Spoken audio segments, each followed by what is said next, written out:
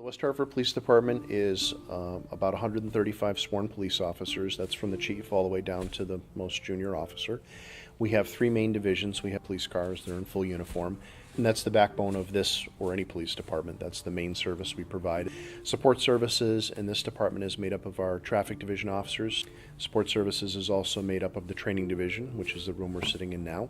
So we have a lieutenant and two officers that are assigned to make sure that officers keep their certifications up, any state licensures that they need, and make sure that they get the reoccurring training that they need. Our investigative services is traditionally more what you think of as a detective division. We have about 12 or 13 detectives here that specialize in anything from frauds all the way up to murders and everything in between. We have a couple of detectives that specialize in youth services, youth crime, and we have a special investigations division which handles any narcotics cases, prostitution, gambling. They do also our internal affairs complaints. If an officer makes a mistake, they will investigate that. And they also do our hiring. So anybody that comes into the department, we do a very thorough background check. We have two police dogs, both German Shepherds. Each one of them has an officer who is responsible for them. They're trained for narcotics detections. They can also sniff people out. So if we have a suspect that's run into the woods, hopefully we can use the dog's sense of smell to find that suspect.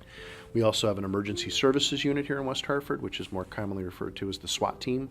I believe it's almost 20 members strong. They train once a month. We have officers that specialize on that team in being a sniper. It's not a full-time SWAT team, so they mobilize as needed. We're getting a lot of younger folks who are interested in law enforcement who want to be simply detectives. In order to do that in any police department, you need to start out as a police officer first. In West Hartford, becoming a detective is a promoted position. You actually have to take a test, and if you're promoted, it's your job for as long as you want it. Certainly we send our officers to specialized schools to become a detective. There's basic crime scene schools, intermediate, advanced.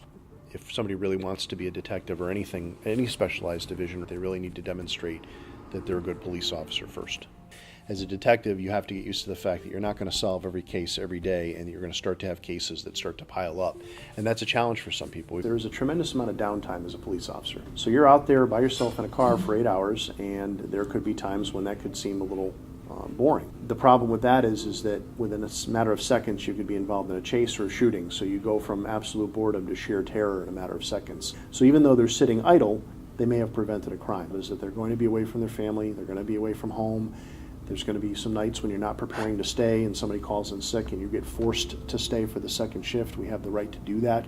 If there was a burglary or a robbery, the detectives will go in, they'll check the entire premises for fingerprints, they'll see if there's any DNA that a suspect left behind.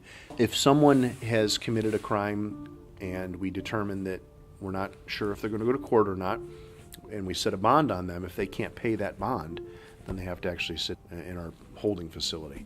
Police work in general is really a two-way street. The public wants to know that they're safe, that they can sleep well at night knowing that there are people out there that are protecting them.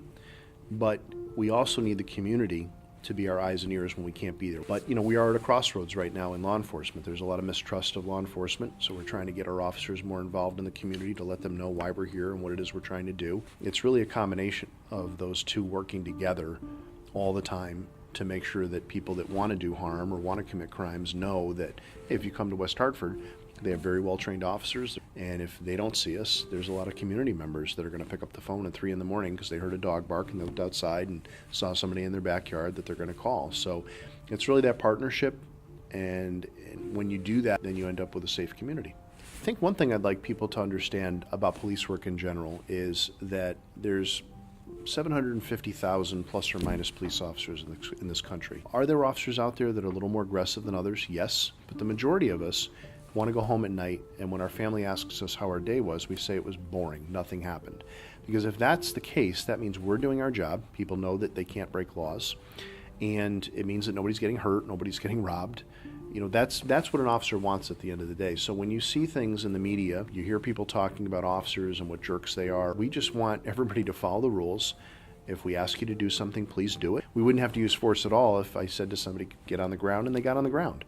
The majority of police officers, they just want to go out there and make sure that people are safe and that they're protected. And we do a lot to train them to that mission. But that's been always one of my missions, is to do that myself and to get others to do that too, to really get out and connect with people on a personal level so they understand that we're human beings and we care about people.